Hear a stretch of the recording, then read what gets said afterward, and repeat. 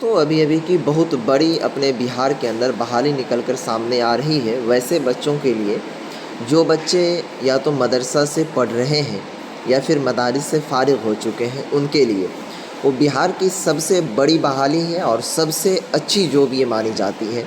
इसमें ज़बरदस्त पोस्ट रखे गए हैं, पदों की संख्या भी बहुत ही ज़्यादा है। इस बहाली से रिलेटेड आप लोगों को सभी जानकारी देंगे और सबसे अच्छी बात ये है कि इस बहाली के अंदर जो लड़की है वो भी फॉर्म को अप्लाई कर सकती है और अच्छे से अच्छे पोस्ट पर जा सकती है। आइए इस बहाली से रिलेटेड आप लोगों को सभी चीज़ों की हम जानकारी देंगे। ये पेपर है हमारे पास और इनका जो पूरा इंफ्रास्ट्रक्चर है वो सभी चीज़ बताने की कोशिश करेंगे। देखिए यहाँ पर ये पेपर का हेडलाइन है, मदारिस से के फारिगैन समेत लाखों की तादाद में उर्दू तलबा व तालिबात जल्द भरे फॉर्म। ये क्या चीज़ है, इनके बारे में सभी चीज़ों की हम जानकारी देंगे। वीडियोस को शुरू से लेकर अंत तक देखिए। फॉर्म भरने के भी तरीक़े को हम बताएंगे। इसमें कौन कौन बच्चे हैं जो मदारिस वाले हैं, वो कौन कौन से बच्चे फॉर्म को फिलअप कर सकते हैं, कौन कौन से पदों के लिए। वीडियोस को शुरू से लेकर अंत तक देखिए ताकि आप लोगों को कोई भी खबर न छूटे। तो चलिए शुरू करते हैं। देखेंगे दोस्तों, उसका जो नोटिस है हमारे पास, ये पूरा उनका नोटिस आया हुआ है। इनको पढ़ता हूँ फिर आपको हम समझाने की कोशिश करता हूँ कि इनमें क्या क्या है। देखेंगे दोस्तों, डायरेक्टली यहाँ पर लिखा हुआ है बिहार लोक सेवा आयोग। इनका इंग्लिश होता है बिहार पब्लिक सर्विस कमीशन, यानी कि इनका शॉर्टकट नेम होता है BPSC। ठीक है दोस्तों। उसके बाद देखेंगे यहाँ पर डायरेक्टली लिखा हुआ है कि एकीकृत 70वीं संयुक्त प्रारंभिक प्रतियोगिता परीक्षा। ठीक है। सामान्य प्रशासन विभाग बिहार सरकार के द्वारा विभिन्न विभागों से अलग अलग सेवाओं संवर्गों के लिए प्राप्त रिक्तियों आरक्षण कोटिवार के आलोक में अधियाचना भेजी गई है। अधियाचना अनुसार 70वीं संयुक्त प्रतियोगिता परीक्षा एवं अन्य के माध्यम से नियुक्ति करने हेतु प्राप्त पद सेवा निम्नांकित सारणी 1 एवं सारणी 2 में दर्शाई गई है। अब ये क्या चीज़ है इनको समझिए। अभी अपने बिहार के अंदर 70वीं परीक्षा होने के लिए जा रही है BPSC, जिनमें के बहुत सारे पोस्ट रखे गए। जैसे यहाँ पर देखेंगे दोस्तों, सबसे पहला जो पोस्ट है 1 नंबर में अनुमंडल पदाधिकारी, पुलिस अधीक्षक, ज़िला समादेष्टा, ये सभी पदों की संख्या है। अब देखिए इनको आपको मैं अपने लैंग्वेज में समझाने की कोशिश करूँ।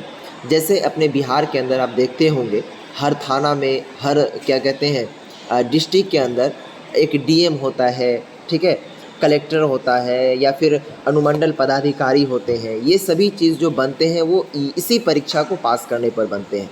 तो यहाँ पर मुस्लिम बच्चों के लिए भी बहुत ही ज़बरदस्त अपॉर्चुनिटी निकल कर सामने आ रही है। DM के पदों पर फॉर्म भरने का, ठीक है, SP के पदों पर फॉर्म भरने का। उसके बाद दोस्तों क्या कहते हैं ब्लॉक लेवल पर जैसे RO होता है, ठीक है, जिसको रेवेन्यू ऑफिसर कहा जाता है, जो ज़मीनी विभाग को देखते हैं। उसके बाद ब्लॉक स्तर के जिस तरीके से RTPS में CO होता है, ठीक है, ये सभी चीज़ों पर यहाँ पर बहाली है। इसमें देखिए पद सबसे पहला यहाँ पर जो बताया इन्होंने अनुमंडल पदाधिकारी है, पुलिस अधीक्षक है यानी कि SP है। उसके बाद है क्या कहते हैं ज़िला समादेष्टा है। उसके बाद है काराधीक्षक की पदों की संख्या, यानी कि जेल वाला जो अधीक्षक होता है वो है। उसके बाद है राज्य कर सहायक आयुक्त, यानी कि इनकम टैक्स डिपार्टमेंट में इनकम टैक्स ऑफिसर बनने का आपके पास बहुत ही अच्छा अनुभव होगा। यहाँ पर अवर निबंधक पद यहाँ पर पद दिया गया है। अवर निर्वाचन पदाधिकारी दिया गया है, ठीक है। बिहार शिक्षा सेवा दिया गया है, सहायक निदेशक है। उसके बाद है क्या कहते हैं समाज कल्याण विभाग के थ्रू सहायक निदेशक है, समाज कल्याण विभाग के थ्रू। फिर उसके बाद देखिए ज़िला अल्पसंख्यक कल्याण पदाधिकारी है। जैसे कि आपको पता होगा जब आप फ़ोकानिया एंड मौलवी वाला स्कॉलरशिप फॉर्म भरवाने के लिए जाते होंगे तो वहाँ पर एक कल्याण ऑफिस में जाना होता है और वहाँ पर जो कल्याण पदाधिकारी होते हैं वो फॉर्म को वेरिफिकेशन करते हैं और जितने भी अल्पसंख्यक यानी कि माइनॉरिटी वाला जो भी काम हो मुस्लिम का, वो सभी वो लोग करते हैं। तो ये सभी पोस्ट पर इनकी बहाली है। अब देखिए इसमें जो बताया गया है फॉर्म भरने का तरीका और कौन कौन बच्चे हैं या फिर बच्चियाँ फॉर्म को भर सकती हैं, ठीक है। तो टोटल जो इसमें पद दिए गए हैं वो 2027 पद दिए गए हैं, ठीक है, तो सभी को मिला करके। लेकिन इसमें जो कैंडिडेट आएंगे जनरल कैटेगरी के अंतर्गत उसमें कुल मिला करके 1967 पोस्ट हैं, ठीक है। अब यहाँ पर दोस्तों देखने वाली बात है, सबसे पहले यहाँ पर देखिए शैक्षणिक योग्यता बताया गया है, ठीक है। तो यहाँ पर शैक्षणिक योग्यता के बारे में कहा जा रहा है क्रम संख्या 1 क्रम संख्या 2, ठीक है। यहाँ देखिए तो इसमें कहा गया है कि 70वीं संयुक्त प्रारंभिक प्रतियोगिता परीक्षा इनसे शैक्षणिक योग्यता मांगा गया है, यानी कि बीपीएससी के लिए कि मान्यता प्राप्त विश्वविद्यालय से स्नातक अथवा समतुल्य परीक्षा में उत्तीर्ण होना अनिवार्य है।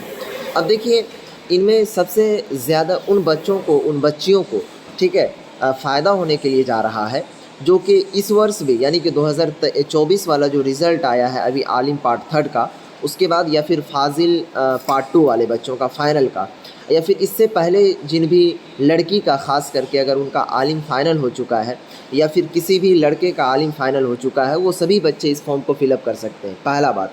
दूसरी बात ये कि जिस तरीके से अपने भारत के अंदर मदरसा है, जैसे दारुल उलूम देवबंद है, ठीक है, उसके बाद दारुल उलूम नदवतुल उलमा है, ये सभी की जो डिग्रियां हैं वो ग्रेजुएशन के बराबर माना जाता है। अगर आप वहाँ से आलिम कोर्स कर रखे हैं दीनी लाइन से भी, तो ये दोनों मदारिस की जो डिग्रियां हैं वो यहाँ पर वैल्यूबल है, तो उसके भी बच्चे इस फॉर्म को भर सकते हैं, कोई दिक्कत कोई परेशानी नहीं है, ठीक है। अब देखिए, इसमें बात करते हैं कि फॉर्म को भरना कैसे है। देखिए, फॉर्म भरने के लिए यहाँ पर 2 तरीका बताया गया है। एक तो सबसे पहला कि आप खुद से फॉर्म भर सकते हैं यहाँ पर इस वेबसाइट पर जाकर के www.bpsc.bis.nic.in पर। लेकिन मैं आप सभी से एक रिक्वेस्ट और गुजारिश ये करूँगा कि इस फॉर्म को आप खुद से ना भरें, क्योंकि ये बिहार लेवल का फॉर्म है और बहुत ही तगड़ा फॉर्म है। इसमें पैसा भी आप लोगों का बहुत ही ज़्यादा कटता है। इसीलिए इसमें करना क्या है कि आप किसी भी साइबर कैफ़े में जाइए, आपके आजू बाजू में या फिर आप कहीं से भी हो, ऐसा नहीं है कि आप बिहार के स्टूडेंट हैं, आपका आलिम क्लियर है, आप बाहर से हैं, कहीं से बाहर में पढ़ रहे हैं, तो आप वहाँ से भी फॉर्म को फिलअप करवा सकते हैं, कोई दिक्कत नहीं। सिर्फ़ और सिर्फ उसको ये वीडियोस दिखा देना है और यहाँ पर जो ये वेबसाइट है ये वाला उसको लिंक दिखा दीजिएगा, ठीक है, तो वो इस लिंक पर जाकर के आपका फॉर्म को सबमिट कर देगा। ओके, अब देखेंगे दोस्तों, इसमें जो आप लोगों का एग्ज़ाम लिया जाएगा वो किस तरीके से लिया जाएगा, सभी चीज़ यहाँ पर बताया गया है। उसको बताने से पहले एक चीज़ मैं बता दूं, उम्र सीमा, यानी कि लड़का या फिर लड़की जो है उनके लिए उम्र क्या रखा गया है। यहाँ पर देखेंगे उम्र कह रहा है कि दिनांक 1/8/2024 को न्यूनतम उम्र, न्यूनतम का मतलब होता है कि कम से कम आपकी जो एज है 1/8/2024 तक 20 साल होनी चाहिए या फिर 21 साल होनी चाहिए, ठीक है।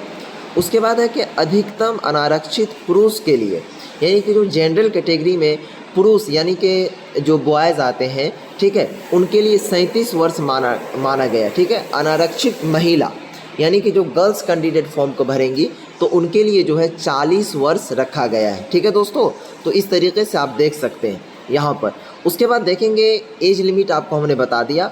इसमें जो एग्ज़ाम लिया जाएगा वो सबसे पहले प्री लिया जाता है, यानी कि पहला टेस्ट, उसके बाद मेंस लिया जाता है, उसके बाद फिर इंटरव्यू, यानी कि 3 बेसिस पर आपका चयन होता है। सबसे पहले प्री मेंस टेस्ट लेगा, उसमें अगर आप पास हो जाते हैं तो फिर आपका मेंस लेगा, इसमें आप पास हो जाते हैं तो फिर आप लोगों का इंटरव्यू लिया जाएगा और इसी में डिसाइड किया जाता है कि आपके कितने रैंक आ रहे हैं किस हिसाब से, तब उस हिसाब से आपको पोस्ट दिया जाता है। जिनका सबसे अच्छा रैंक आता है तो उनको डीएम का पोस्ट दिया जाता है, जिनका उनसे कम रैंक आता है उसको एसपी का पोस्ट दिया जाता है, जिनका उनसे कम रैंक आता है उनको सीओ का पोस्ट दिया जाता है, जिनका उनसे कम रैंक आता है उसको आरओ का पोस्ट दिया जाता है, जिनका उनसे कम रैंक आता है तो अनुमंडल पदाधिकारी बनाया जाता है, जिनका उनसे भी कम रैंक आता है तो ज़िला अल्पसंख्यक कल्याण कार्यालय के जो ऑफिस के जो हेड इंचार्ज होते हैं उनका बनाया जाता है। तो ये सभी पोस्ट हैं, इस तरीके से आप लोगों का इसमें चयन होगा, ठीक है। देखिए दोस्तों, यहाँ पर सिलेबस के बारे में बताया गया है।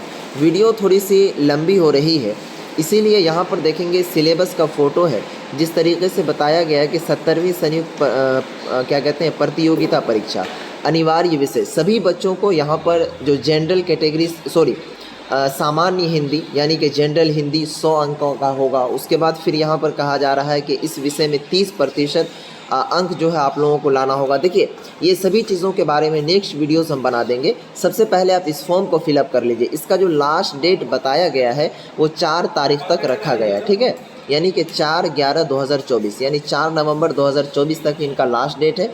इसको 4 तारीख से पहले तक जो बच्चे पास कर चुके हैं आलिम की डिग्री, ठीक है, चाहे लड़की हो या फिर लड़का, तो इस फॉर्म को फिलअप कर लीजिएगा। या फिर कोई जिस तरीके से बिहार बोर्ड से तैयारी कर रहे हैं तो उनके पास अगर बीए की डिग्री हो या फिर बीएससी की डिग्री हो या फिर बीकॉम की डिग्री हो तो वो सभी बच्चे इस फॉर्म को 4 तारीख से पहले भर लें। तो आज की इस वीडियोज़ को यहीं पर समाप्त करते हैं। नेक्स्ट वीडियोज़ ये होगा आप लोगों के लिए कि सिलेबस किस तरीके का होगा, एग्ज़ाम किस पैटर्न पर लिया जाएगा। तो आज इस वीडियोज़ को यहीं पर समाप्त करते हैं, फिर मिलेंगे नेक्स्ट वीडियोज़ में, तब तक के लिए बाय।